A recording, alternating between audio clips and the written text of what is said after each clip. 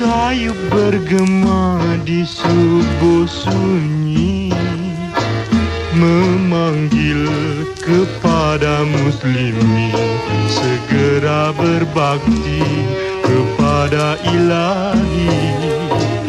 Suara azan mengalun, terdengar sayup memecah sunyi, memohon restu dengan bakti kepada Ilahi, Tuhan Maha Suci.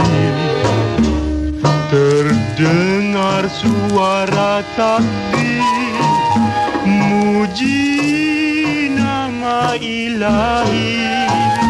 Rasa dalam kalbu tenteram dan aman selalu.